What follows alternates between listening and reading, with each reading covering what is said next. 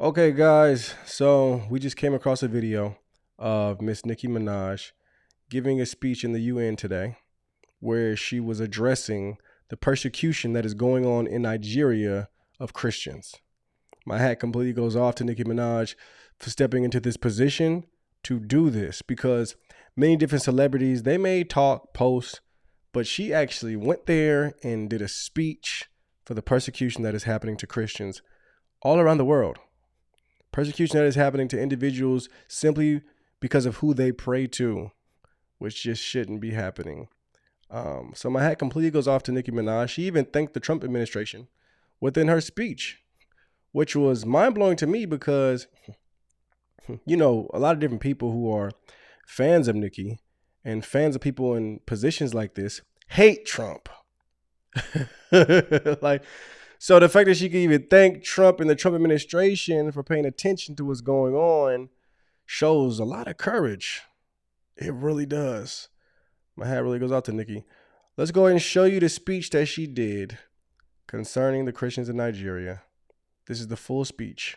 I would like to thank President Trump for prioritizing this issue and for his leadership on the global stage in calling for urgent action to defend Christians in Nigeria, to combat extremism, and to bring a stop to violence against those who simply want to exercise their natural right to freedom of religion or belief.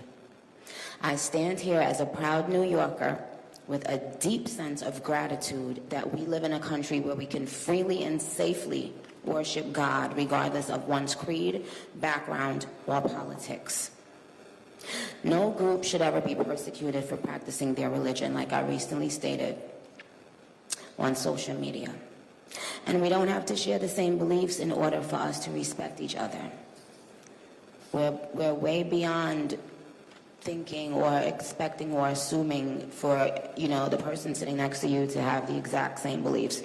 We're beyond that. That's ridiculous. But that shouldn't make one person feel less safe than anyone in any room. And I want to be clear. Protecting Christians in Nigeria is not about taking sides or dividing people. It is about uniting humanity. Nigeria is a beautiful nation with deep faith traditions and lots of beautiful barbs that I can't wait to see. When one's church, mosque, or place of worship is destroyed, everyone's heart should break just a little bit. And the foundation of the United Nations, with its core mandate to ensure peace and security, should shake. I am joined here today by peace builders, by faith leaders, by those who saw violence, saw rising intolerance, and chose not to look the other way. I am inspired by their work to build interfaith ties, to see the humanity across the lines which might divide us, and to fight for security and liberty for all those who pray. I look forward to our discussion today, and I hope it will encourage deepened solidarity for us to urgently work together to ensure every person can enjoy the right to believe, to worship, and to live in peace. Barbs, I know you're somewhere listening. I love you so very much. You have been the ultimate light in my life and career for so long. I appreciate you, and I want to make it very clear once again. Yeah, you got no choice but to respect that, especially if you are a Christian. There's a lot of brothers and sisters, guys, who have been being persecuted for years on years on years. And simply because they worship the same God I worship, they worship the same God that you worship. Can you imagine if you were born in a different country and all you did was want to love the Lord and you got persecuted for it? We don't necessarily have to deal with that in the United States of America. and different countries as well. But there are different places where your brothers and your sisters are being persecuted for doing just that. The same thing that you're doing. But you feel peace about it and you feel great about it. You're not looking over your shoulders about it.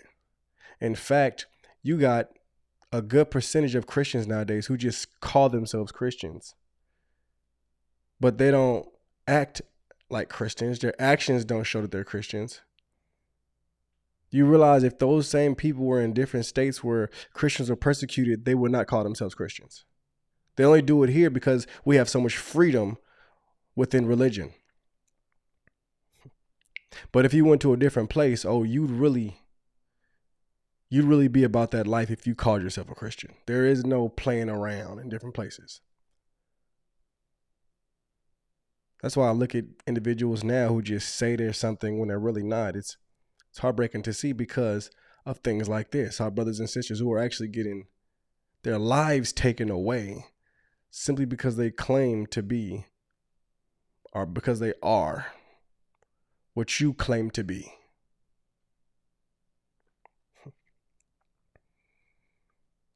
I just wanted to show this quick clip of Nicki speaking. My hat goes off to her.